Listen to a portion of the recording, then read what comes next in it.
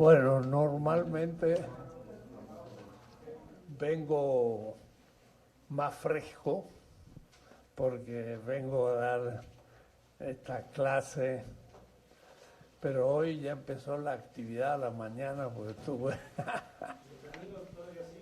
Ahora estoy en el Comité Nacional, entonces uno gasta muchas neuronas en reuniones, pero lo bueno es que se está avanzando, pero la política siempre es compleja y entonces ahora vienen unas elecciones en Hidalgo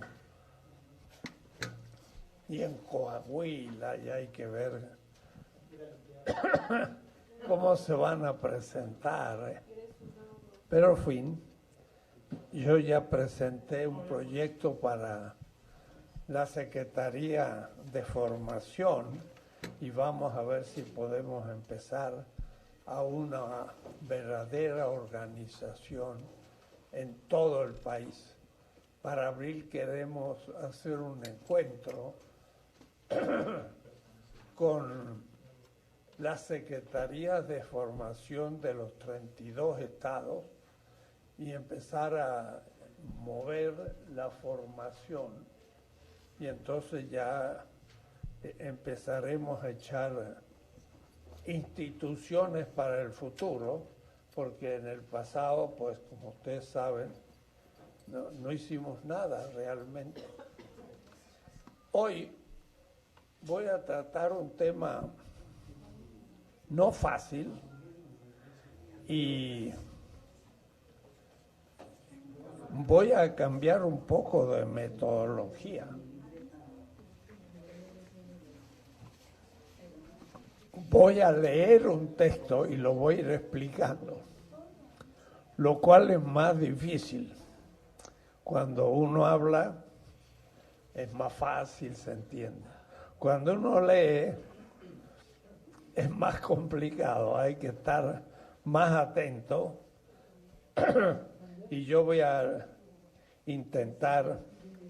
Este tema, me acuerdo, lo expuse hace muchos años, por el 2009, en Venezuela, y lo leí ante como 3.000 participantes de una reunión nacional, y Hugo Chávez estaba a 3 metros, así que él estuvo escuchando lo que yo decía y después discutimos un poco el tema. El tema que quiero tratar es un tema que por lo general la izquierda no trata mucho, pero nosotros en México no podemos dejar de tocarlo. La izquierda siempre ha pensado en el proletariado como grupo, lucha de clases, el pueblo, que ya expliqué en principio lo que significa. Pero en este movimiento crítica de un sistema establecido, estamos en el segundo momento negativo, todavía no construyendo el nuevo sistema. Tenemos un sistema que se fetichiza y hay la crítica. Y el actor colectivo es el pueblo. Es el que desde sí comienza la lucha porque es el que sufre. Pero siempre ha habido un liderazgo. Hidalgo era un líder, después lo reemplazó después de su muerte Morelos. Y no hay casi revolución del siglo XX que no haya sido dirigida por alguien que el pueblo inviste de un cierto poder pero el pueblo es el que lo inviste y no el que se impone. Entonces es el tema siguiente. En la izquierda en general y en el pensamiento crítico no se ha analizado suficientemente la función del liderazgo. Lo digo así en general para no personalizarlo demasiado. No lo he escrito así, pero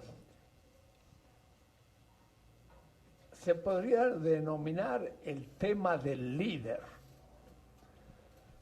Y en todos los gobiernos populares de América Latina ha habido grandes líderes.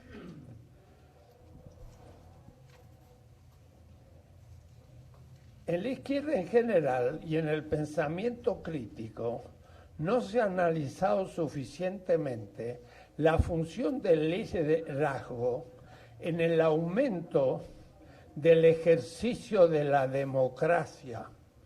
Es decir, liderazgo y democracia no es contradictorio, pero puede estarlo. Hay distintos tipos, por eso que lo quiero tratar. Pareciera para muchos que el ejercicio de la democracia se opone al liderazgo, porque la democracia es un consenso, y que alguien conduzca un poco el proceso, dice, no, es una persona, tiene demasiada autoridad, la gente no colabora como debiera. En este momento aparece como un vanguardismo, esos que van adelante, y se ha hecho la crítica, porque el vanguardismo se puede transformar en gente que se pasa entre ellos el poder y la militancia queda pues descartada del proceso.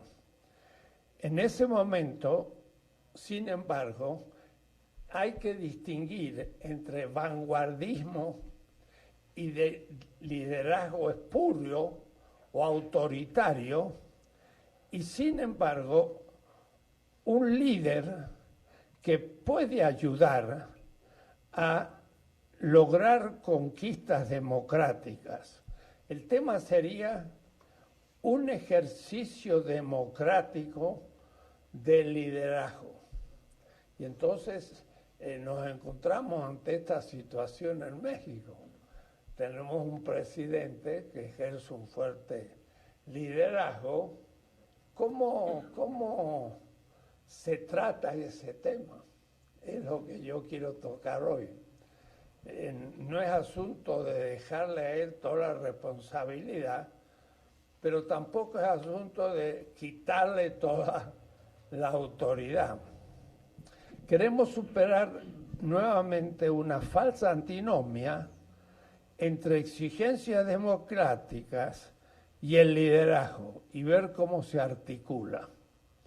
La tesis sería, y voy a leer la tesis, el pueblo emerge como un actor colectivo desde una pluralidad de movimientos y demandas. Es lo que expliqué la vez pasada.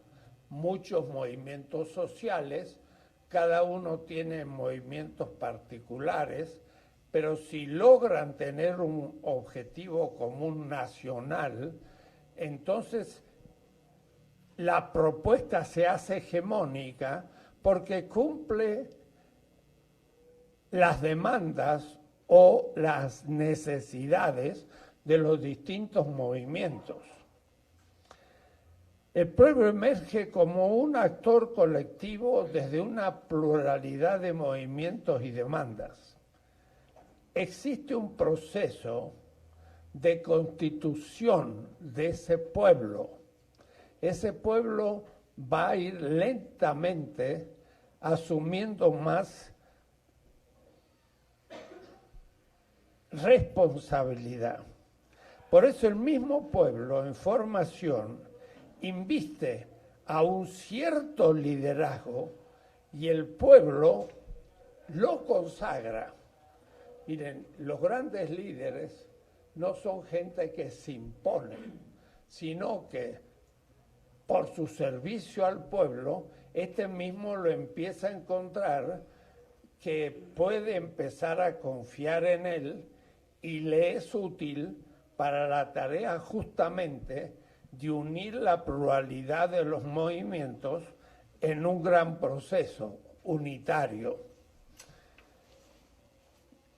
Por ello, el mismo pueblo en formación inviste al liderazgo de un poder simbólico como instrumento de su unidad, como coadyuvante en la construcción de un proyecto de hegemonía, del pasaje de la pasividad tradicional. El pueblo decía que lo haga el Estado y si no hace, critica, pero no actúa, no se hace responsable. Encuentra un papel en la calle, que es lo más obvio, y dice, pues tiene que venir el basurero para sacar la basura. No se le ocurre levantar el papel y llevárselo porque es parte de la acción del pueblo mismo. El pueblo muchas veces, por la dominación, es muy pasivo, no participa. Miren, por ejemplo, en Estados Unidos ahora, Sanders, las primeras partes de la elección, tenía mucha mayoría, estaba apoyado en los jóvenes. Y de pronto, el gran martes, como ellos les llaman, perdió. El 20% de los jóvenes fue a votar. Y el 80% se quedó en casa. Y entonces, claro, adultos, entre 30 y 60 años, más educados a ir a votar, votaron por el que va ganando. O es decir, esos jóvenes que estaban apoyando una causa muy interesante, son pasivos y entonces dejan hacer. Y con la pasividad del pueblo hemos pasado 40, 50 años y es por eso que hemos tenido el desastre que hemos tenido. Es decir, el ejercicio de la democracia, en especial de una democracia participativa. No tenemos experiencia de una democracia participativa. La gente quiere que se den las cosas. Elige un representante y después le exige que haga lo que prometió. Lo que pasa es que tampoco tenemos instituciones de participación en las que podamos continuamente continuar presionando para que el pueblo se haga presente y mejoren las cosas, porque más bien se desmoviliza al pueblo. Pero ese pueblo desmoralizado, a veces entonces le es muy práctico que alguien dirija el proceso y que él vaya haciendo y yo mientras tanto recibo beneficios, pero no me doy cuenta que hay una relación entre un pueblo participante y un liderazgo investido por el pueblo para llevar adelante la tarea. En muchos casos, como en los pueblos originarios indígenas nuestros, habituados al ejercicio comunitario, una tal cultura en la base está garantizada. Los indígenas participan, saben hacer un camino en común, van a las reuniones y ellos tienen un sentido comunitario. Pero después esos mismos indígenas cuando llegan a la ciudad es muy anónima, nadie conoce al vecino y no hay comunidades y entonces somos pasivos. ¿Cómo movilizar a ese pueblo para que se haga responsable de la transformación de un país? Se habla de la cuarta transformación y bueno, que realice la cuarta transformación el presidente. Pero el presidente no puede hacer nada solo si no hay un pueblo que realmente esté detrás. En cambio, cuando los oprimidos y excluidos, y sobre todo urbanos en muchos casos, que no han tenido históricamente costumbres de acción comunitaria en el barrio y demás, la democracia participativa no alcanza inmediatamente a dar frutos que le son propios. Son entonces situaciones de transición de una democracia creciente, sendero que debe contar con la participación de liderazgo, pero no solamente de liderazgo arriba, uno. Tiene que haber liderazgo en cada barrio, tiene que haber liderazgo en todas partes.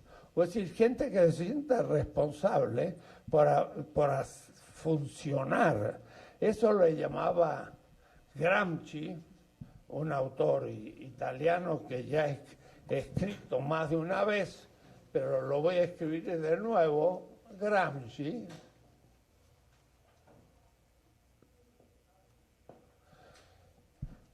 le llama intelectual orgánico, pero no un profesor ni un profesional. Puede ser un obrero responsable que tiene una cierta cultura política y que está en una fábrica, pero que significa un cierto liderazgo de los otros compañeros. Es necesario ese tipo de liderazgo que cumple como servicio un cierto, le voy a llamar, magisterio obedencial político. O es decir, va a ser como un maestro al servicio de la comunidad. Y esos son nuestros militantes en todos los barrios y en todas partes. Pero tendríamos que poder formarlos también. Y de ahí se ha ideado con el Fisgón un instituto nacional que se basa en grupos de reflexión donde todos discuten en el barrio, en el pequeño poblado, los aconteceres del lugar y se hacen responsables de ciertas acciones. Ellos tendrían que también recibir, gracias a la computadora o a un celular, conferencias de formación política para entonces discutir, pero ir teniendo una cierta ideología. Dicho liderazgo aparece simultáneamente con la emergencia del pueblo como actor colectivo. El pueblo ha surgido cuando votó y fue un gran entusiasmo, pero eso es un acto. El asunto es cómo sigo cumpliendo todas las semanas. Eso es lo difícil. Y entonces tenemos que ahora crear instituciones, y la estamos haciendo, para que cualquier militante pueda participar semanalmente en una reunión bajo el liderazgo de alguien que convoca a los otros, logra los materiales, se conecta con el partido y sirve de aliento a los compañeros. El liderazgo político legítimo es necesario. Claro, hay también un liderazgo autoritario. Hitler, Pinochet y esta gente ejerció liderazgo y lo ejerció porque eran momentos muy críticos o situaciones especiales en que surgieron líderes autoritarios. El asunto es si hay un liderazgo democrático, popular, y cómo uno se articula con él. Debo confesar que el tema es escabroso, porque entonces algunos dicen el mesianismo tropical.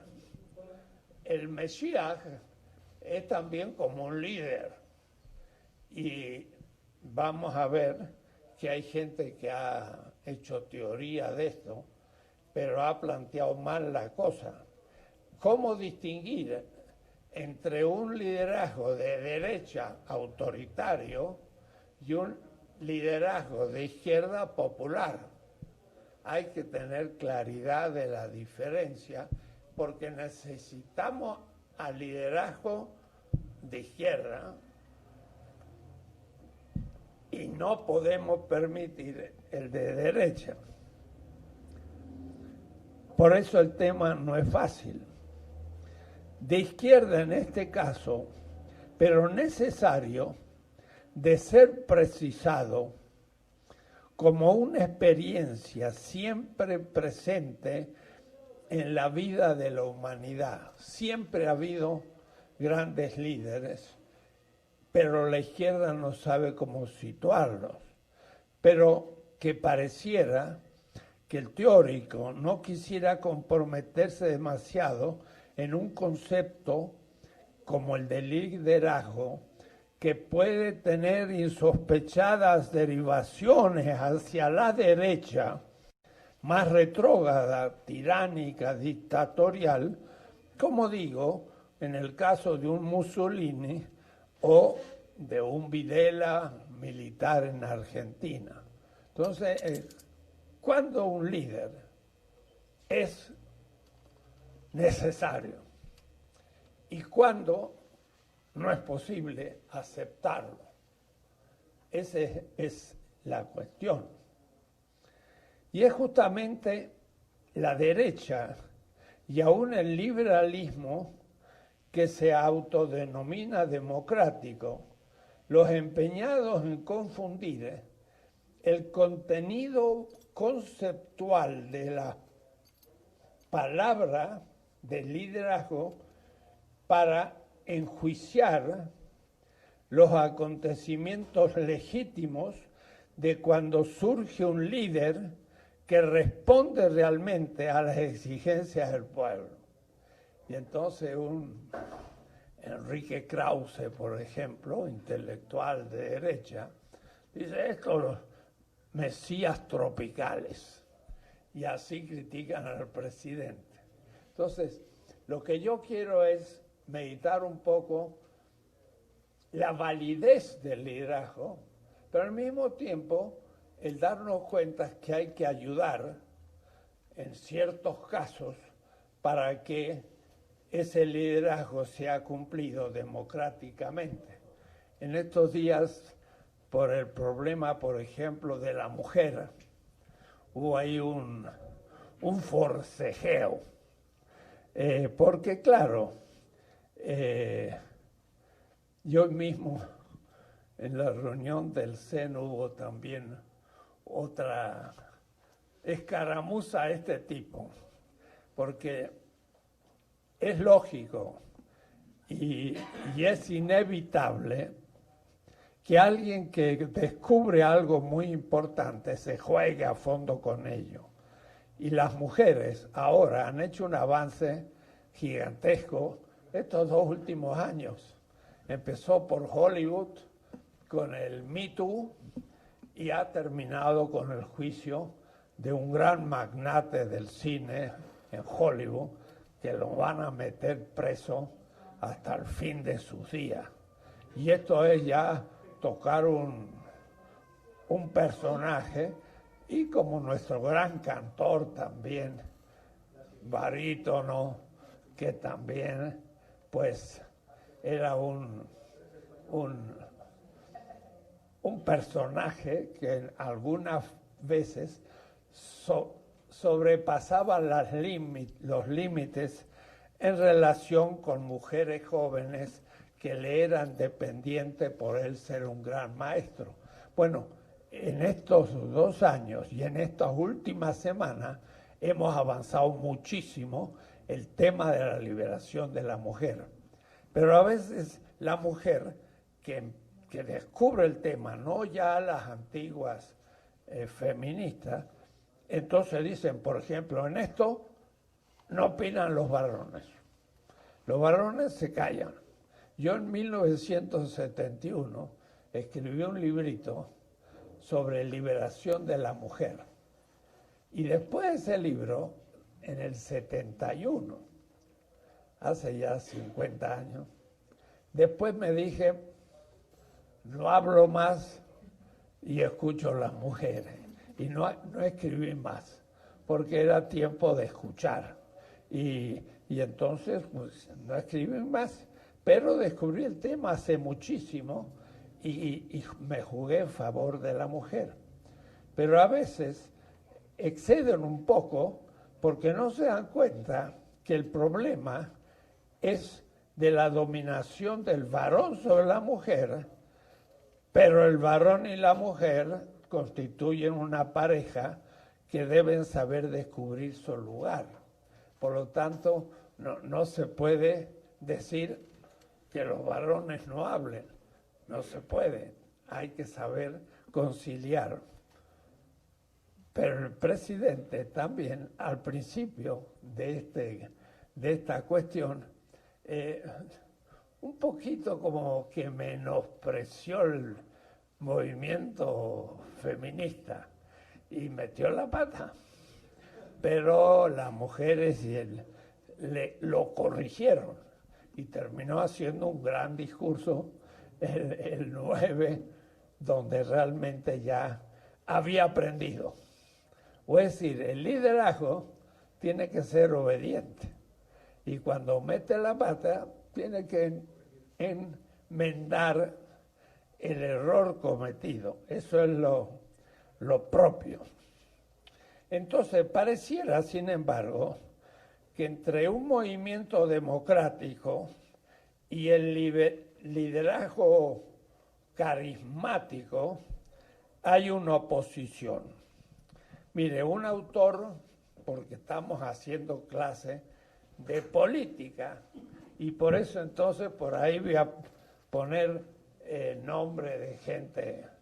Había un autor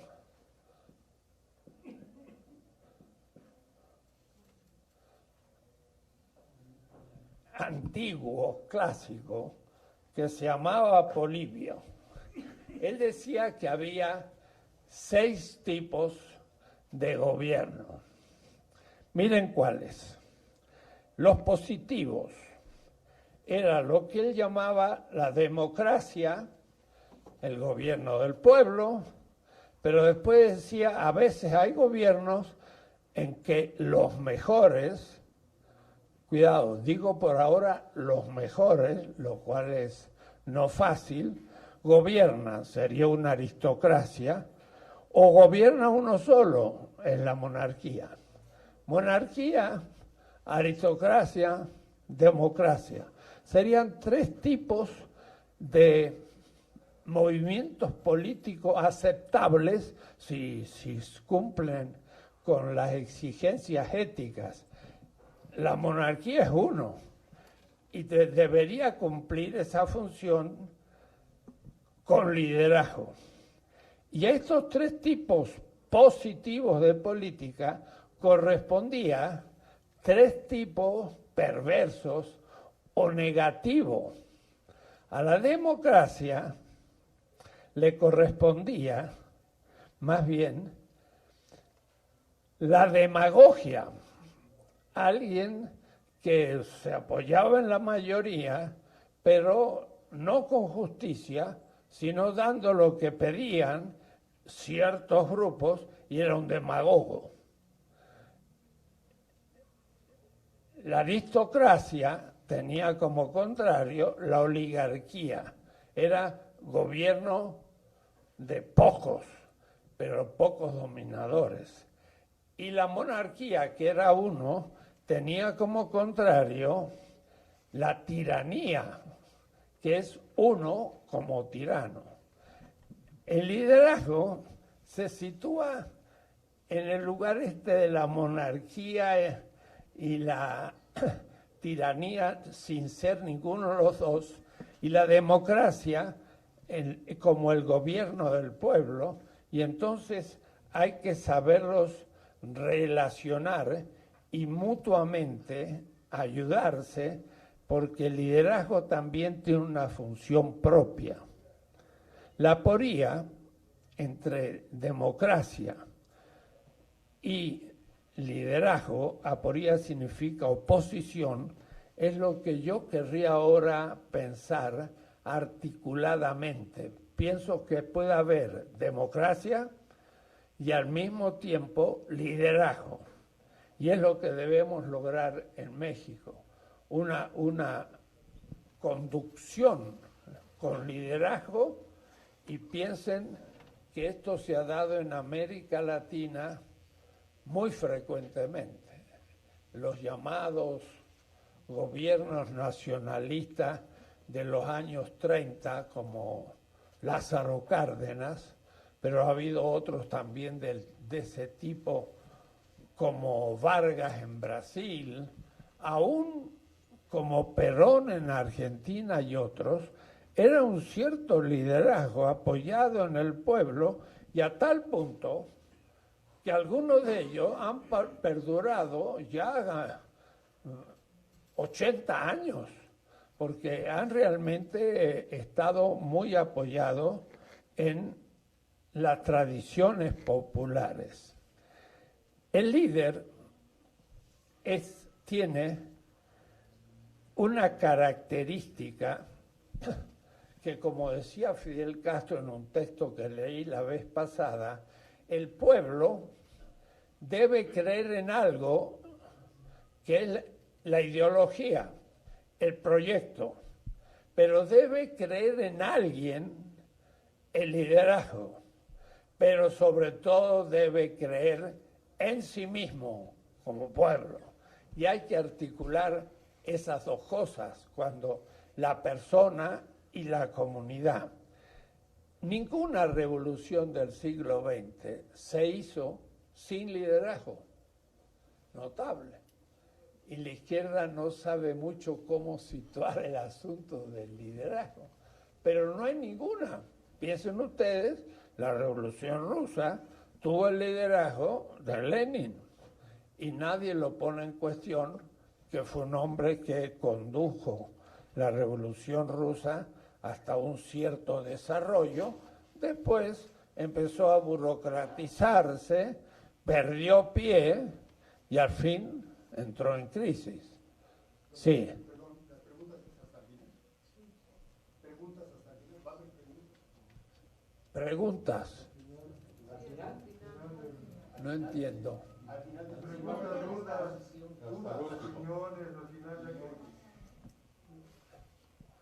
¿Tú querrías hacer ahora una pregunta, Dizo? Bueno, sí, hazla. Sí. Sí, mi doctor,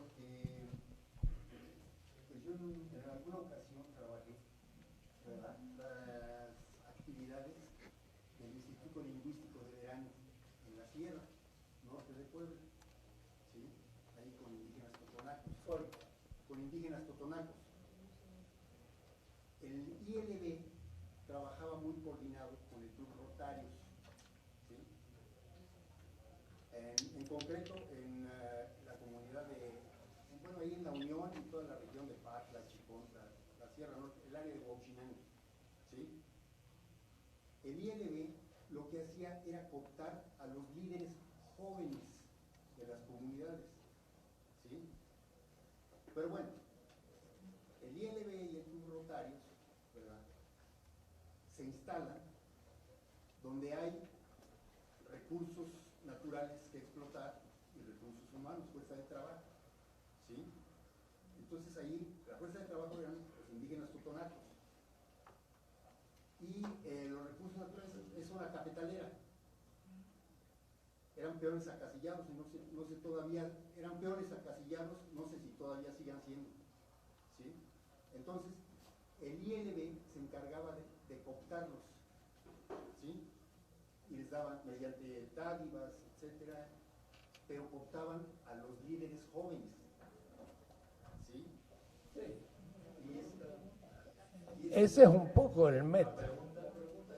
La pregunta, ¿cómo vamos a trabajar esas cuestiones, verdad, en el campo?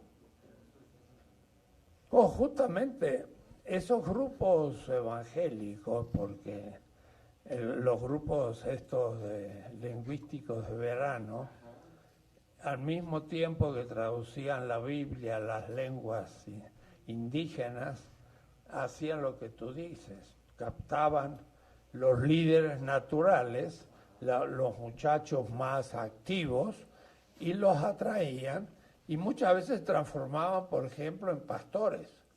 Y entonces había ya un adoctrinamiento dentro de ciertas iglesias, que yo he explicado ese tema en otros lados, hasta en un programa de la Aristegui, porque en general esas comunidades cortan relación con la cultura popular, y aunque conocen la lengua, la usan para traducir la Biblia, pero niegan como borrachera todas las fiestas y todo lo que ellos hacen, y entonces al fin es destrucción cultural.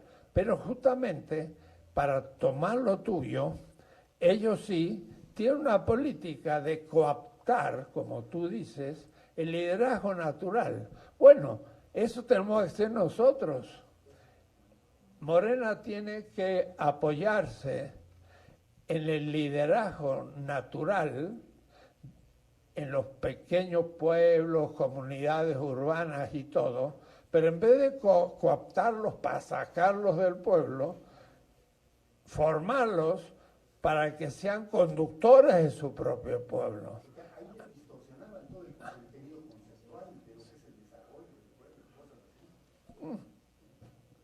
Pero ellos ejercían una política justamente del cual nosotros podemos aprender, y muestran la importancia del liderazgo, porque efectivamente hay jóvenes muy capaces, son a veces muy responsables, hablan muy bien, y entonces habría que investirlos de un carisma de servicio al pueblo. ¿De acuerdo? Ahora, yo estaba diciendo que la izquierda por lo general no ha prestado mucha atención al liderazgo, pero no ha habido ninguna revolución en el siglo XX que no haya sido liderada. La china, Mao Zedong. La vietnamesa, Ho Chi Minh. La cubana, Fidel Castro. Y así, cada uno ha tenido, y no tenemos una teoría de la función del liderazgo con respecto al pueblo que cumple una función. El pueblo embiste a alguien de liderazgo, el cual líder responde al pueblo.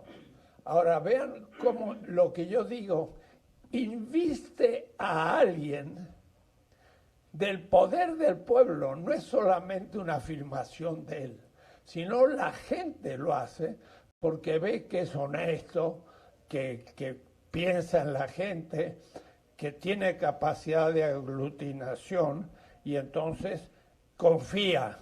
Y la confianza es fundamental en la política. Y por eso entonces que comienza a tener, nosotros tenemos que entonces tener una formación de militantes en Morena. Max Weber, un autor alemán, Max Weber, lo nombro para los jóvenes que tienen que empezar a estudiar un poco. Los viejos ya no necesitamos tanto, ya hemos cumplido, pero tenemos que formar una generación de jóvenes políticos que tengan una ideología bien vista, que no sea un puro pálpito, sino que sepan pensar la política para ser dirigentes como exige México hoy. Eso no sale por orden espontáneo, y sobre todo porque nuestra política corrupta tiene una manera de ser, y para poder cambiarla hay que tener una cierta teoría. Max Weber, a ver si logro explicarlo, dice que hay 3 modos de legitimidad. Una palabra que he explicado muchas veces en el curso, pero que vuelvo a querer usar. Legitimidad. Legitimidad. Legítimo es aquel que realmente tiene el derecho de ejercer el poder porque ha sido investido justamente de ese poder. Y Max Weber dice, hay 3 tipos de legitimidad. Uno, por costumbre. Una comunidad elige los ancianos según las costumbres. Y entonces hay un consejo de ancianos.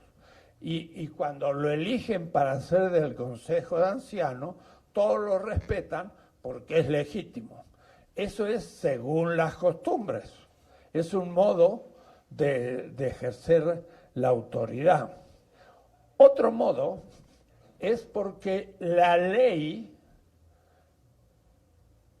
me funda el derecho de ejercer la autoridad. Entonces, es una legitimidad legal, la ley.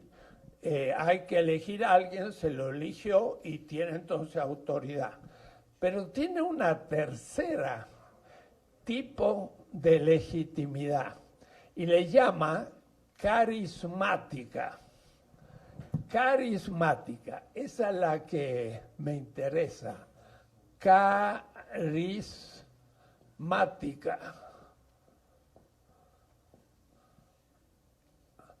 Carisma significa el que tiene una personalidad con unos ciertos, si me permiten,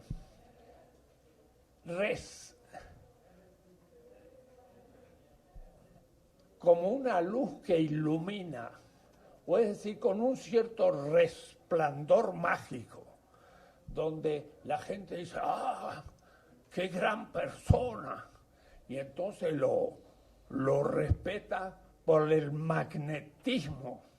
Pero Max Weber, el carisma lo toma como un elemento mágico irracional, que como que embauca a la gente y todos lo admiran, pero ni saben por qué, sino porque tiene una personalidad muy atrayente. Entonces, el líder o el liderazgo no es lo que dice Max Weber, es algo distinto, porque entonces si no, estaríamos aceptando un modo falso de liderazgo. El verdadero líder es aquel que junto al pueblo, humildemente y arriesgándose con él, ha luchado en favor de ese pueblo y a veces hasta ha muerto, que es el caso de Hidalgo. Hidalgo pues, se jugó por el pueblo, tenía sí una gran autoridad, pero no por la ley, porque la ley estaba en contra, eran los españoles, no porque era una figura mágica, sino porque veía que tenía un entusiasmo coherente y realmente necesitaban un jefe, y entonces el pueblo lo consagra, el pueblo le da el poder. Y es notable que esos grandes líderes tienen actos muy particulares. Mire, por ejemplo, Hugo Chávez. Hugo Chávez era un militar, hizo una revolución militar y llegó a la presidencia, pero después le hicieron un golpe y me lo sacaron y estaba en el Palacio de Miraflores, los militares, y entonces él cuando vio que estaba solo y que los militares lo tenían agarrado y todo, estuvo dispuesto a renunciar de presidente. Pero en el momento mismo, casi que estaba renunciando, se escuchó el ruido de millares de venezolanos que enfrente del palacio empezaron a gritar su nombre y a apoyarlo. Y entonces los militares titubearon ante una multitud. Y entonces esa multitud lo consagra de nuevo como su líder. Y cuando vio esa multitud, dijo, no renuncio. Pero ya no es porque había sido simplemente jefe de un golpe militar. Era porque él vio que el pueblo ahora lo estaba apoyando, pero lo estaba apoyando porque lo necesitaba. Es un círculo. El líder se juega por el pueblo y el pueblo lo inviste del poder porque lo necesita. El 1 de julio del 2018 se lo votó porque el pueblo dijo, estamos en el hoyo y si este hombre no nos salva, ¿quién nos va a salvar? Y entonces el pueblo lo apoya. Esa es una consagración. Es como cuando se le corona a un rey y se le pone una corona y se lo corona al rey. El pueblo lo corona. Y entonces eso es muy importante. Ese es el tema de Walter Benjamin, que es un autor alemán, judío, y que habla de el mesianismo. Por eso Enrique Krause, que es también judío, para desprestigiar a los grandes líderes populares, le llama mesías tropicales, como diciendo, es gente, pero es notable, siendo judío, habla del Mesías. Y el tal Mesías, fundador del cristianismo, le pasó algo parecido. El pueblo lo aclamó y sin embargo muere, pero no lo olvida. Y entonces ahí hay un fenómeno muy interesante. Hay algunos alumnos míos que van a formar parte también de la escuela. Uno que hizo una tesis muy bonita sobre el mesianismo en un sentido profundo y no superficial. Entonces, más allá de lo que piensa Max Weber, yo creo que el líder empieza a tener poder porque el pueblo lo consagra y lo necesita y confía en él. Y por eso, mire, de manera natural, repite muchas veces lo que otros líderes han dicho. Esto no le voy a fallar. Eso no es una fórmula cualquiera, es una fórmula de fondo.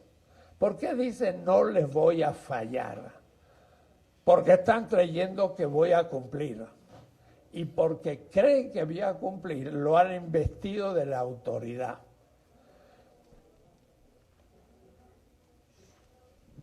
Los dominados entonces, los pobres, las mayorías, toman a una persona como aquel que los puede dirigir en el proceso de la crítica al sistema, porque estamos en el momento negativo. Todo este curso va a ser el momento hidalguense, criticar al sistema, todavía no hacer el nuevo sistema. Entonces, el líder es muy necesario justamente en la lucha contra el sistema. Y el líder sabe que frecuentemente queda en el camino. Queda en el camino. O es decir, lo eliminan. y por eso los grandes líderes han sido eliminados, porque es como el que marcha primero, el maestro, y entonces las fuerzas de la dominación no quieren permitir que el pueblo continúe ese camino de liberación y lo destruye. Y es peligroso.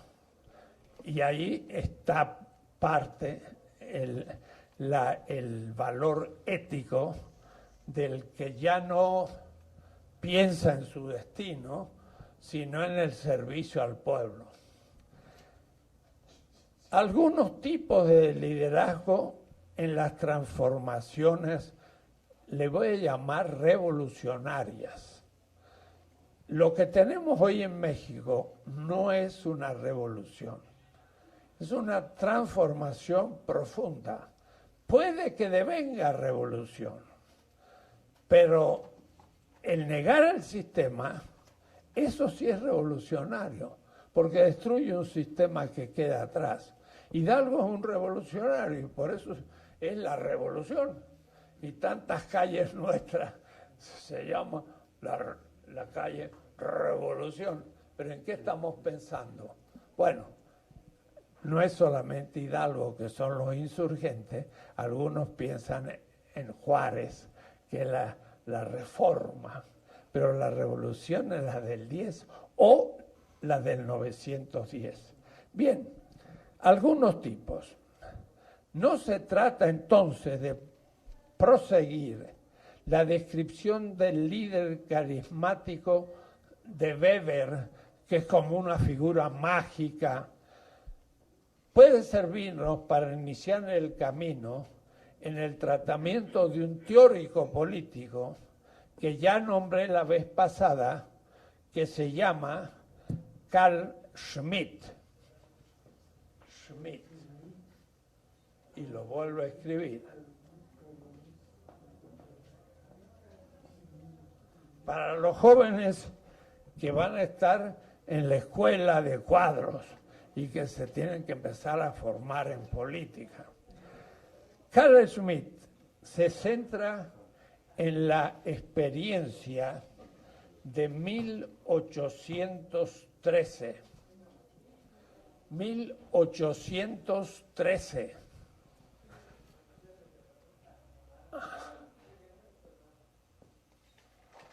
Es en la época nuestra de la emancipación contra España,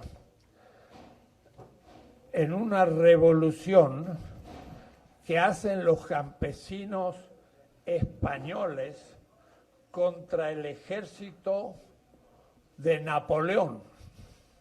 Napoleón ocupa España y los campesinos se levantan, sin ejército, sin la aristocracia, sin el rey, sin los grandes. Los campesinos luchan contra el ejército francés que ha ocupado España y lo vencen. Interesante. Pero claro, Clausewitz, que es un teórico, dice, estos son partisanos. Partisanos serían guerrilleros allá en esa época.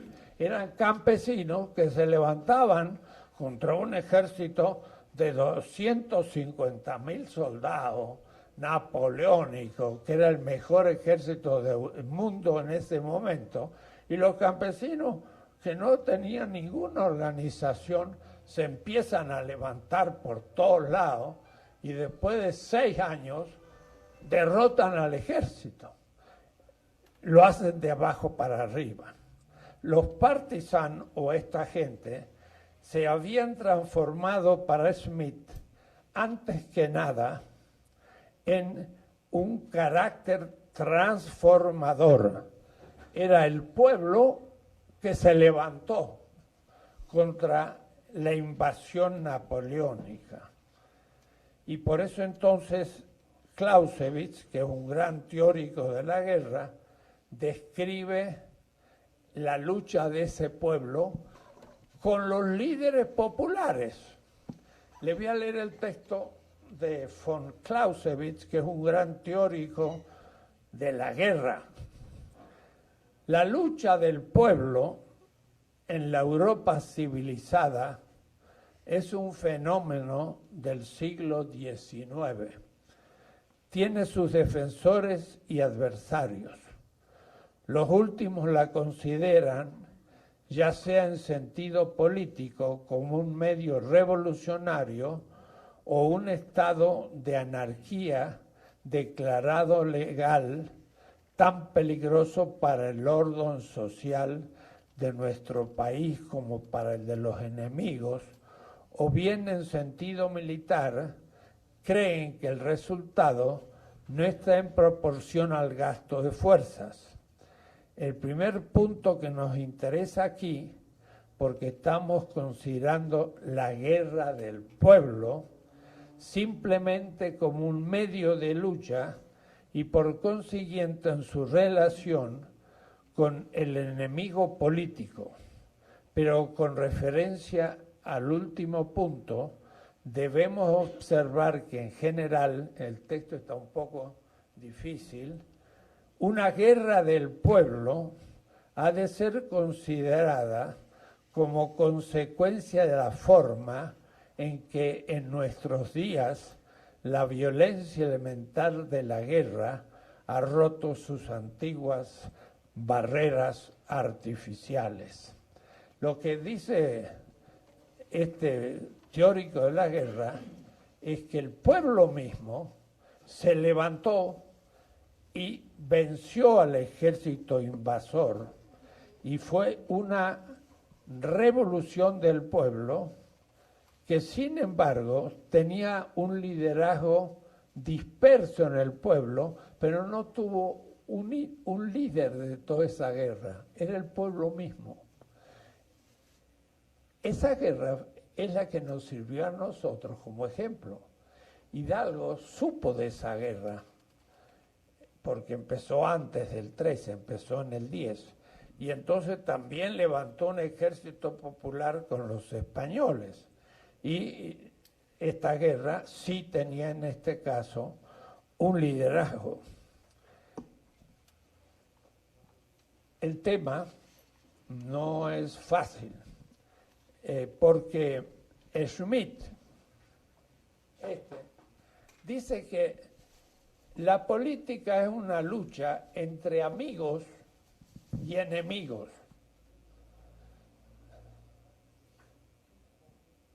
Amigos contra enemigos, pero como pueden ser los de Morena y los del PAN, o es decir, no enemigos absolutos, como podría ser una lucha contra un enemigo en la guerra en que lo mato. Nosotros no matamos a la gente del PAN, sino que tenemos una cierta fraternidad mexicana, no estamos de acuerdo, somos amigos entre nosotros y somos enemigos, pero es una enemistad no absoluta.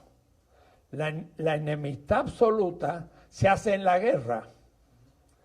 Pero, dice Schmitt, con Lenin, que empezó una lucha armada del pueblo, ahora sí, el enemigo, el zarista, podía ser enfrentado y hasta se lo mataba.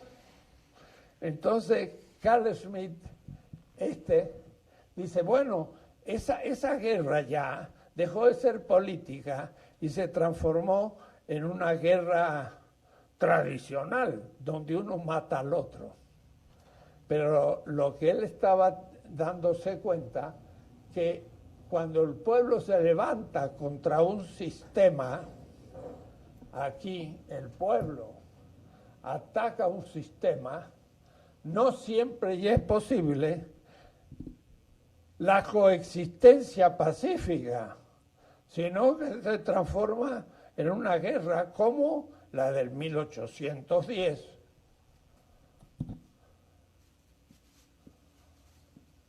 o la del 910. Y en ese caso, la guerra era parte de la política. Y Carl Schmitt entonces dice, estamos en una nueva etapa de la política y el liderazgo se va a ejercer de otra manera, porque entonces Lenin, por ejemplo, va a ser no solamente amigo con los revolucionarios y enemigo con los zaristas, pero dentro de la fraternidad rusa, sino que va a tomar a los zaristas como enemigos a los cuales habrá que destruir. Y entonces la cosa es más grave.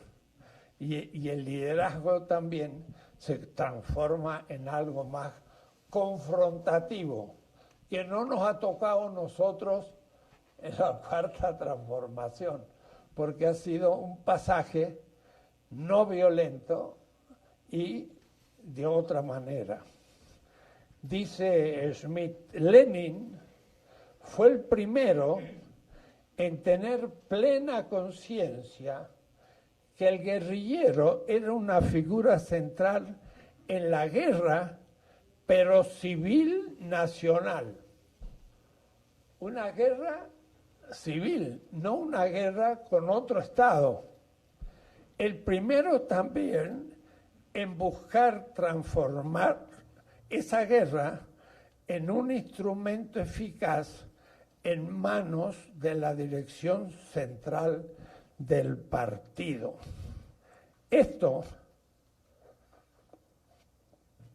es una manera que el pueblo, bajo el liderazgo de un Lenin, pueden poner en cuestión al sistema zarista y destruirlo.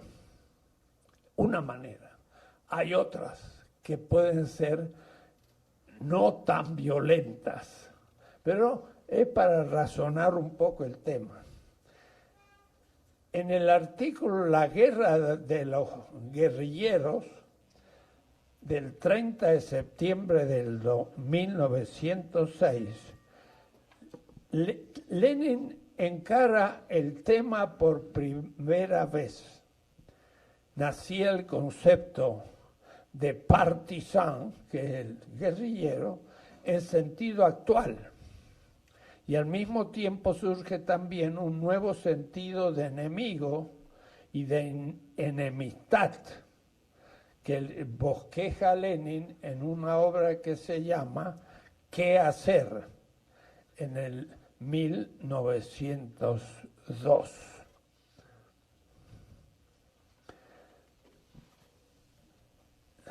Schmitt muestra cómo Lenin sitúa la lucha, y Lenin es un líder dentro de una guerra civil que puede ser legal o ilegal, pacífica o violenta, regular o irregular. Para el partisano guerrillero, piensa Schmitt, el enemigo burgués es un enemigo absoluto en una guerra absoluta, y por eso hasta se lo mata. Y dice, en esta convicción la distinción entre amigo y enemigo es, en la era revolucionaria, el gesto primario que controla la guerra y la política. Solo la guerra revolucionaria es verdadera guerra a los ojos de Lenin, porque nace de una enemistad absoluta. Todo lo demás es convencional. Ese es un tipo de liderazgo llevado al extremo, que nosotros no estamos en esa situación, pero lo estoy mostrando como una de las maneras de oponerse a un sistema dado para construir un nuevo sistema. Es interesante otro tipo de liderazgo como el de Mao Zedong.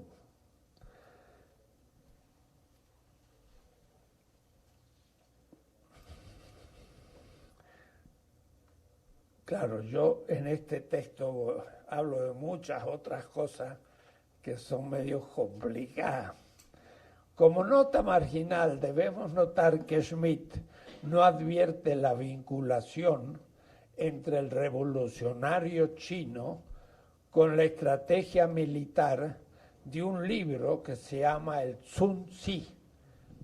Yo querría en la Secretaría de Formación de Morena hacer una colección de unos 100 tomitos chiquitos que cuesten 10 pesos y se compran en un kiosco de los clásicos de la política, para que los jóvenes puedan leer los grandes políticos de la China, la India, el mundo árabe, África, Europa, de América Latina y sobre todo de México, pero que puedan leer. Y el Sun Tzu es un libro de estrategia política militar, escrita ya 600 años antes de la era cristiana, hace 26 siglos. Es tremendo, porque los chinos muestran ahí el tipo de estrategia que usaba el imperio chino, que es muy parecido a lo que usan hoy también en el desarrollo económico. Es notable. Los chinos nunca han tenido colonias, pero han vencido sin colonias por la potencia de su enorme población. Entonces, miren qué interesante. El líder Mao Zedong leyó el Sun Tzu. Schmitt no se da cuenta. Y entonces en la guerra contra el Japón, mire cómo procede Mao. Hay un texto muy bonito. En el Sun Tzu dice, la guerra es el arte de engañar. Si el enemigo es ávido de ganancia, sedúcelo. Si está confundido, atrápalo. Si es consistente, prepárate. Si es poderoso, evítalo. Si está quieto, oblígalo a actuar. Si está unido, divídelo. Atácalo cuando no esté preparado. Lánzate sobre él cuando no lo espere. Claro, es un arte militar un tanto cínico, pero son consignas. Y entonces, leyendo ese libro, Mao Zedong, que era un líder, en la guerra contra el Japón, mire cómo plantea la cosa. La China no es un pequeño país, pero no es equiparable a la Unión Soviética en esa época, 1940. Es un país grande, pero débil. En esa época estaba subdesarrollado, pobre, todo. Este país grande y débil se ve atacado por otro pueblo pequeño y fuerte, el Japón. Es en estas circunstancias que el enemigo ha podido ocupar vastas zonas y que la guerra ha adquirido un carácter prolongado. Es fuerte, pero pequeño. Nosotros somos grandes, pero débiles. ¿Cómo vamos a luchar?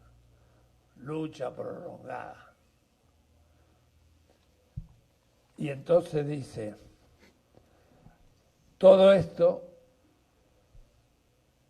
por todo esto, el ejército japonés procura una victoria rápida y no una guerra prolongada. El general que conoce la guerra es árbitro del destino del pueblo. responsable del sosiego como de la inquietud de la nación. Y entonces él dice, ¿qué hago?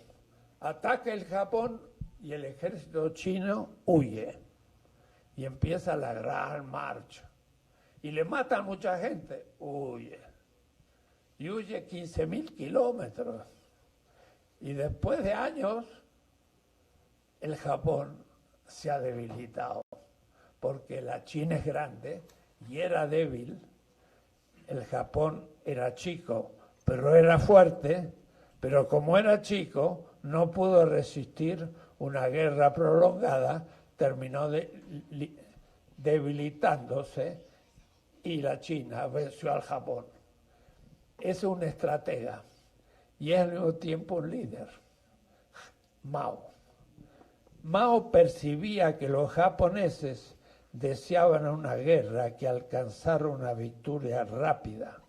Era necesario a la resistencia nacionalista china entablar, por el contrario, una guerra prolongada, es decir, comillas, el hecho que merece particular atención es que en una guerra de guerrillas tan extensa y prolongada como esta, constituye un fenómeno enteramente nuevo en toda la historia de las guerras.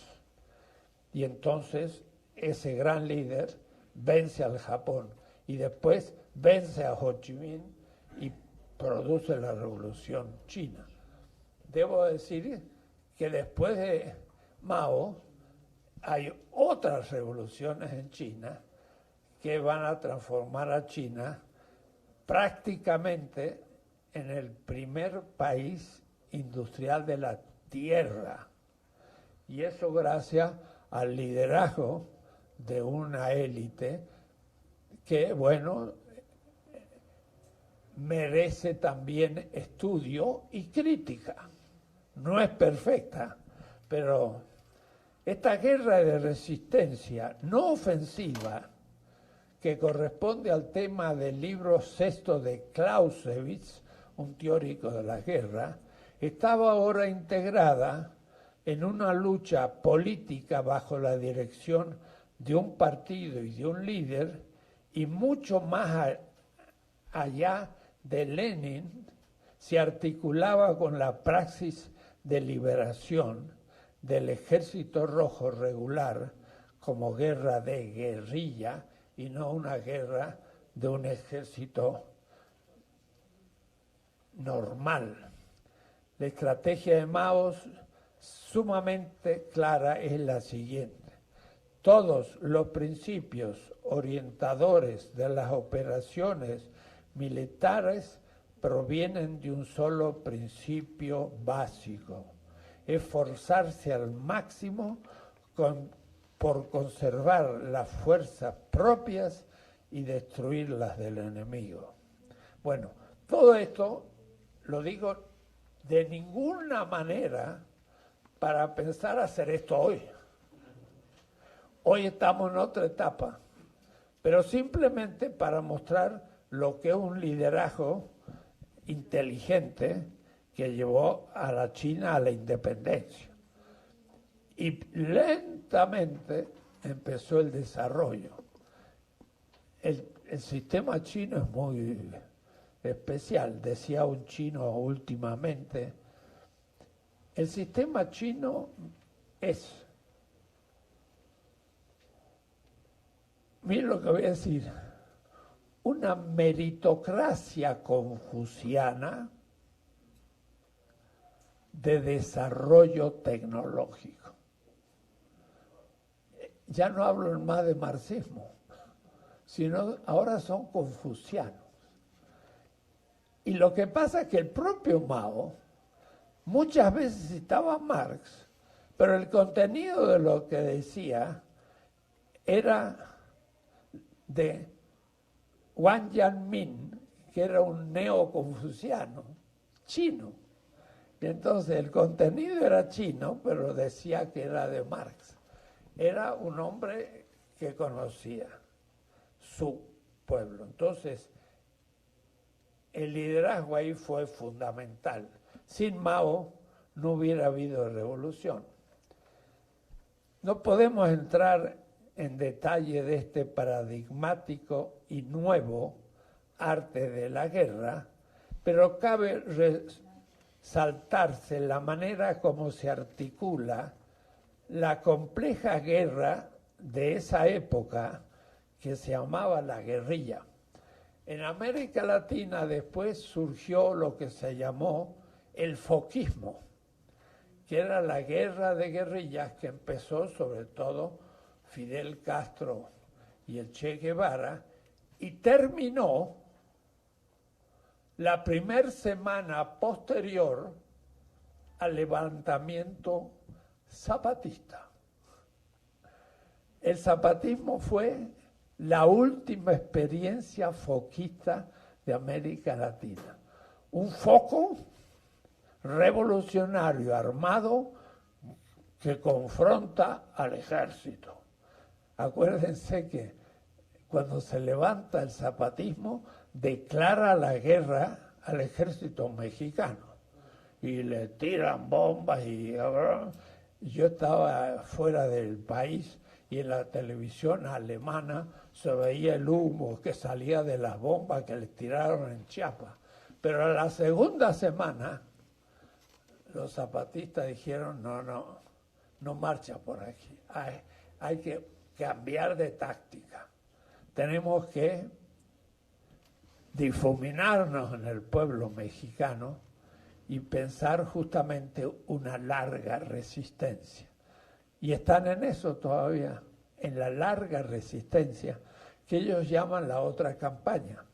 Claro que querrían que todos tomen ese camino, pero no es posible. No es posible seguir ese camino. Y por eso el choque con Morena, que hay que aceptar condescendientemente la gran experiencia zapatista, que no puede generalizarse para todo México y que hay que darse cuenta en qué momento nos encontramos ahora, que no es lo que pensaba el zapatismo, porque estamos en la construcción de un nuevo orden. Y entonces una revolución a los zapatistas no es practicable por todo el pueblo mexicano, pero sí es muy ejemplar que algunos pueblos originarios tomen ese largo camino y nos encontraremos en el futuro, porque ellos ya están viviendo de alguna manera un mundo más allá de la modernidad y más allá de muchas limitaciones de la edad tecnológica que también está terminando. Quiere decir que nos sirve como anticipo, pero en fin, es otra cosa. La estrategia de Mao entonces fue muy particular. No podemos entrar en detalle de este paradigmático y nuevo arte de la guerra. Smith concluye, el alemán teórico de la política, que es muy útil para un político, porque aunque no estoy de acuerdo, pero da muchas indicaciones. La teoría bolchevique fueron los minoritarios y los Melkeviches fueron la mayoría, pero los bolcheviques fueron los que dijeron ahora es el momento de la revolución y se jugaron por la revolución de octubre y le hicieron, mientras que los mencheviques siguieron hablando y después desaparecieron. Ahí Lenin apuntó mucho más acertadamente para hacer una revolución. 1917. ¿Cuándo terminó la experiencia? 1989. ¿Cuántos años? 72 años después. Y todavía no hemos hecho un buen diagnóstico de qué pasó. Como que no hemos aprendido qué pasó. Porque simplemente se dijo, fue derrotada, pero ¿por qué? ¿Y es posible en el futuro? Habrá que ver. No es de un tiempo y ya no de otro, en fin, lo trataremos más adelante. Pero ya no estamos, pienso, en tiempos de revolución. Y van a decir, reformista. No, no. Realista con principios éticos. La transformación es transformación. Y miren qué interesante, Marx en las tesis de Feuerbach dice, de lo que se trata es de una transformación, Veränderung en alemán. Y en ese texto de la tesis no dice de una revolución. Claro que en otros sí habla de revolución. Pero yo creo que lo que tenemos enfrente no es una revolución instantánea. Tomamos el poder, cambiamos las estructuras y empezamos un mundo nuevo. No, los ciudadanos siguen viviendo el mundo del pasado. Y después de 70 años, cuando se cayó la Unión Soviética por Gorbachev, la subjetividad rusa era consumista y no le costó a la próxima semana adherir al neoliberalismo. ¿Cómo fue? ¿Qué pasó en la revolución? 70 años de cambio de estructuras y la subjetividad no cambió. Hay que cambiar la subjetividad en la cuarta transformación. Y para eso hay que formar a la gente. Cambio de estructura, la posibles. Cambia de la subjetividad, es lo fundamental. Mire, hemos descubierto, gracias a un encuentro en el Congreso, de un grupo de diputados que hicieron un hermoso seminario, 500 participantes en San Lázaro, sobre esto. Filosofía para niñas y niños desde el preescolar, desde los 5 años hasta terminar la prepa y aún en la universidad. No es asunto estudiar filosofía, es asunto a los chiquitos de 4 y 5 años, sentarlos en un círculo, el maestro, y contarles un hermoso cuento, algunos especialmente, y luego decirle a los niños, ¿qué le parece esto? Y empiezan ellos a discutir, y el maestro conduce la discusión, y los niños empiezan a pensar. Un niño de 5 años tiene la racionalidad completa. Sabe lo que es justo y lo que es injusto. Sabe lo que es bueno, lo que es malo. Sabe lo que es bello y lo que es feo. Y entonces tenemos que crear un pensamiento crítico, no para los miles de miembros de Morena, tenemos que cambiar la mentalidad subjetiva de 60 millones de estudiantes en la escuela pública. Y lo podemos hacer en 4 años, que nos quedan. Ni Cuba hizo eso, tampoco Evo Morales, tampoco Hugo Chávez. Dejaron la escuela como estaba sin cambiarla. Digo esto porque tenemos que pensar en la subjetividad. Cuando se cayó la Unión Soviética, el pueblo ruso debió haber reaccionado y haber dicho, bueno, ¿qué hacemos ahora que esa estructura no ha funcionado? ¿Cómo podemos hacer que funcione una mejor? Pero no de inmediatamente salir del muro de Berlín. Y saben lo que hizo la gente. Salió el muro de Berlín y quería comer plátanos. porque no había nunca comido plátano. Bananas, como le llaman otros. O es decir, qué barbaridad, después de 70 años de socialismo, lo que les interesaba es comer plátano. Eso entonces es la formación estalinista. No tenemos que caer en el mismo consumismo neoliberal. O es decir, no solo cambiar las estructuras, hay que cambiar la subjetividad. Y un niño que se da cuenta, mire, me enviaron por mi celular una cosa muy bella, muy bien hecha. Había 4 parejitas de niños de unos 6 años, una chica y un chico, un niño y una niña. Entonces, una maestra les dice, voy a darle un trabajo. Y agarra unas pelotitas blancas y azules y las tira. Y les dice, bueno, recojan, ponga aquí las blancas y aquí las azules.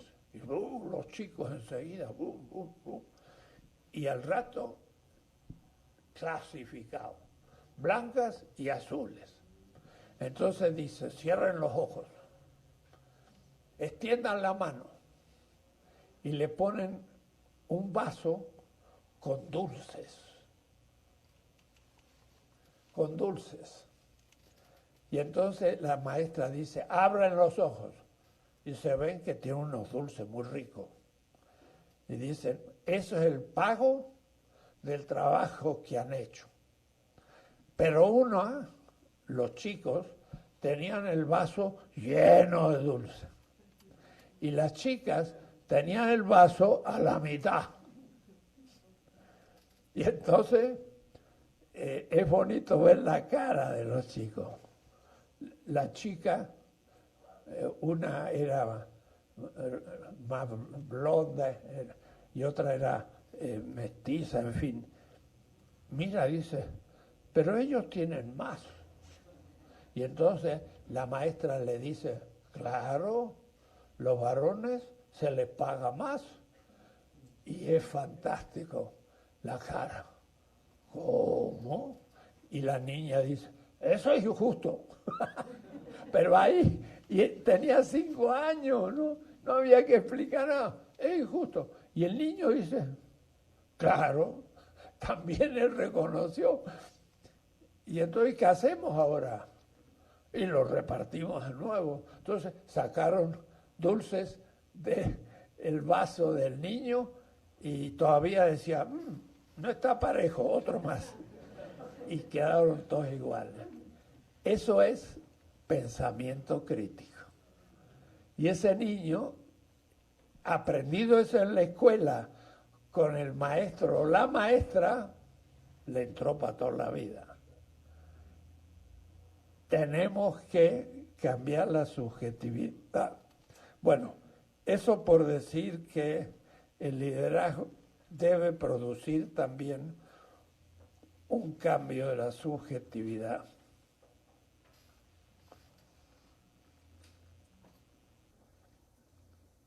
Dice Smith, la teoría bolchevique de Lenin ha descubierto al guerrillero. Ella lo definió por primera vez. No había habido alguien que por una motivación explícitamente política de un partido tome parte de una acción guerrera. No había habido. Había ejércitos, pero no de esta manera. Pero en referencia a la realidad concreta y telúrica del guerrillero chino, hay en Lenin algo de intelectual y abstracto en su determinación del enemigo. El conflicto ideológico entre Moscú y Pekín tuvo su fuente profunda en la concepción diferente del guerrillero verdadero. La teoría del guerrillero se revela como siendo la llave del descubrimiento de una realidad política. Ahora, Carl Schmitt, como es un hombre de derecha, no tiene categorías para pensar esto. Yo entiendo ahora que efectivamente en las luchas revolucionarias se deja la política tradicional y el enemigo puede ser un enemigo absoluto y estamos en una situación de guerra, pero no es el caso actual. El liderazgo como servicio a la cultura de la participación democrática. Estaba al lado mío Hugo Chávez. Y es notable. Hugo Chávez los domingos tenía un show. No eran las mañaneras con el periodismo, sino era un show que duraba 2, 3, 4 horas y no hablaba con los periodistas, hablaba con el pueblo por televisión.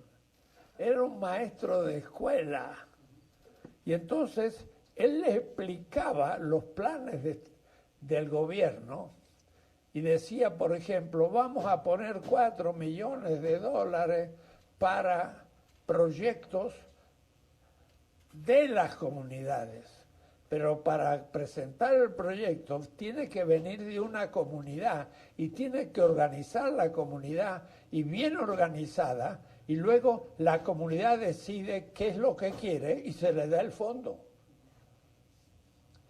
Y entonces él hablaba con la gente, no con los periodistas. Era un maestro,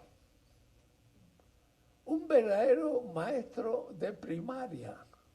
Les explicaba qué es la democracia con ejemplos y luego traía a una persona y charlaba con él y si en algún lugar había habido un fraude, llamaba al jefe de policía y le preguntaba si era verdad y demás, y en plena show para todo el país hablaba con la gente.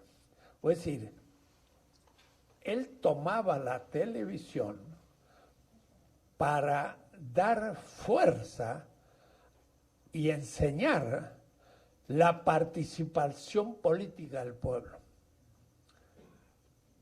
Ejemplar. Y por eso que murió muy joven y no terminó su función. Y entonces yo le dije, presidente, yo creo que el gran líder es el que disuelve el liderazgo una vez que ha conseguido que el pueblo ya participe sin líder. Y entonces, cuando terminé mi conferencia, agarró el micrófono Hugo Chávez. La mía había durado 45 minutos. Él habló 2 horas. Y dijo, Enrique, eso que has dicho que el líder debe disolver el liderazgo es importante, y se lanzó a hablar de eso. El líder, cuando el pueblo es participante, ya no tiene función, ya no necesitamos el líder. Pero mientras que no haya tomado, necesita un maestro, y el líder es maestro. Ven ustedes 2 tipos distintos de liderazgo. Porque un liderazgo puede estar confrontando a la opinión de la prensa contraria, pero al fin está contra la prensa contraria. El otro está enseñando al pueblo que sea participante y la prensa que se vaya al diablo. Oye, interesante para ver 2 tipos distintos de manejar la televisión también, ¿no? Porque el liderazgo es un servicio pero es un magisterio en donde hay que educar al pueblo a participar. Entonces a veces se dice, hay que dividir el Estado del partido. Y el Estado no debe participar en la vida del partido. ¿Por qué? Hugo Chávez enseñaba a la gente del partido lo que es la política, y era un maestro, pero no para hacerse apoyar ni para manejar al pueblo, sino realmente para enseñarle. Y el partido es esencial. Y el líder tiene que estar en contacto con el partido. No lo puede dejar que haga lo que pueda. Y si se divide, pues ya haré otro. No se puede hacer otro, hay que ayudarlo. Digo esto porque hay distintas maneras de ver esto y es bueno discutirlo un poquito, porque claro, los gobiernos anteriores en México usaban al partido como parte del Estado para entonces producir una unidad corrupta. Pero otra cosa muy distinta es que realmente vaya formando ese partido para que no solamente le ayude al gobierno, sino sobre todo para el futuro. ¿Quién va a seguir después? Y eso no lo tiene que hacer solo el partido. Yo creo que lo tiene que hacer el líder responsable. Entonces, por eso, el liderazgo como servicio a la cultura de participación democrática. Hoy en América Latina nos encontramos en una situación en la que el liderazgo no debe apartarse del ejercicio democrático en su sentido estricto. La revolución se va dando en profundidad, en un ritmo que ha evitado, al menos en el siglo XXI, ya derramamiento de sangre. Ya no hacemos un golpe, tomamos el poder un día y ya estamos en el mundo nuevo. No, ahora el proceso es largo. No habrá revoluciones como la del siglo XX instantáneas. Ahora son transformaciones que dura tiempo. Son entonces procesos democráticos efecto del uso de la institución de elecciones para elegir representantes propios de la democracia representativa, pero al mismo tiempo tenemos que complementarla cuando pasemos a la etapa 3 por instituciones participativas que no existen. El Estado del siglo XXI tiene que ser representativo y participativo. Nunca se organizó el Estado participativo. Y yo creo que el liderazgo tiene que movilizar al pueblo para hacerlo participar y luego la Cámara de Diputados y Senadores tiene que dictar leyes para armar el Estado de abajo hacia arriba como participación del pueblo, no con un plebiscito, con una encuesta, no, con comunidades barriales de democracia directa, donde cada ciudadano en el barrio o en el pueblito pequeño, 5.000 habitantes, cada ciudadano es Estado. El Estado no son los representantes, son los ciudadanos en tanto que participan en el Estado y como participantes exigen a los representantes cumplir con sus necesidades. Por eso la base es la que define qué es lo que necesita el pueblo, no el representante que imagina cosas que va a ser para el pueblo, sino el pueblo que dice el barrio necesita seguridad. Y entonces vamos a organizar una policía comunitaria, y eso es una policía oficial del Estado, porque yo soy Estado en tanto que soy participativo. En tanto que estoy en mi casa y no voy a la asamblea del barrio, soy fulano de tal. Esto es una revolución institucional que yo voy a insistir cuando hablemos ya del nuevo Estado. El nuevo Estado debe ser representativo, participativo. Y eso lo tiene la Constitución venezolana. Yo no tengo miedo de hablar de Venezuela, porque Estados Unidos, la OEA y todos hablan en contra de Venezuela, porque tiene una constitución y leyes ejemplares. Y además tiene la reserva de petróleo más grande de la Tierra, que Estados Unidos se la quiere apropiar, y por eso todo el lío.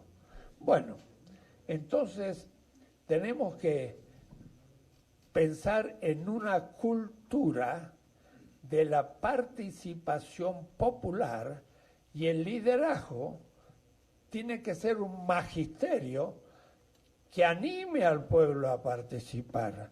Y como digo, cuando logre que ya el pueblo participe, el líder está de más. Hay que disolver el liderazgo. Y vieran, se dice en la propaganda que Hugo Chávez es un dictador. 2 horas hablando del tema. Y me dice, Enrique, cuando tú dices el liderazgo tiene que disolverse, muy bien, y empezó a hablar. Voy a decir, es completamente lo contrario a un dictador. Es un hombre que tiene una gran autoridad, tenía, porque el pueblo lo invistió de poder, y él lo usa para motivar al pueblo. Maduro ya no tiene esa capacidad que tenía Hugo Chávez, claro, y eso no se hereda. En el caso de México, bueno, lo he visto para muchos países, el proceso asambleario es fundamental. El proceso Asambleario, de asamblea de los pueblos, los barrios, las comunidades, mire, es fundamental. en Venezuela hay una ley del poder popular. Entonces, en la base está la comunidad del barrio y del pueblo. Y el segundo momento son las comunas. Es lo que para los zapatistas son los caracoles. Y al tercer nivel recién aparece, ¿cómo se llama el primer orden? El presidente municipal, el municipio. Pero debajo del municipio hay comunas. Miren, Iztapalapa es una circunscripción. Tiene 2 millones de habitantes. Es casi como Uruguay. Y entonces ahí tendrían que organizarse por lo menos 50 comunas bajo en Iztapalapa. Y esos sí son representantes de la base, y las comunas son las que ejercen el poder municipal. Pero todos los ciudadanos deben poder participar políticamente y fijar funciones, porque ellos son los que deben hacer el plan de gobierno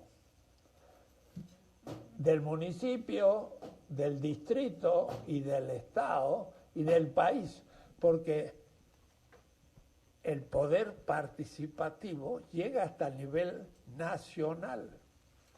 Y entonces hay 5 poderes: ejecutivo, legislativo, judicial, participativo y electoral que elige el pueblo. Ahora está el lío de que John Ackerman va a ver si forma parte del INE y Morena no tiene ningún voto. Y ahora, porque hay uno, el gran escándalo. En Venezuela el INE lo elige el pueblo. Nada de que lo elige el poder legislativo ni nada. El pueblo, votación directa. Y el poder judicial no lo elige el poder legislativo y el ejecutivo. Lo elige el poder participativo y la sociedad civil a los jueces. Y por eso hay presencia del pueblo que vigila a los jueces y al Ministerio Público de abajo arriba y puede destituir a un juez. No el poder legislativo, el pueblo. Eso es otro estado y hay que empezarlo a imaginar. Pero eso sería en la tercera etapa, el nuevo sistema, de agosto a diciembre. Por ahora estamos como destruyendo el sistema y el liderazgo es más bien un liderazgo liberador que se opone al sistema, Hidalgo, o los revolucionarios, que a veces un buen revolucionario no es un buen gobernante. No es lo mismo dirigir la crítica que dirigir la construcción del nuevo sistema. Son distintas personas muchas veces. Así que en eso ya veremos cómo se va viendo. Bueno, este era el tema. Yo les voy a dejar el texto. Vamos a ver cómo funciona la página, porque en Morena hay muchas páginas ya. Casi cada secretariado, todo. Yo no pude en la sesión de hoy del comité ejecutivo, pero yo voy a proponer que haya una sola página de Morena con muchos capítulos internos. Entonces, cada secretariado tiene una parte de la página.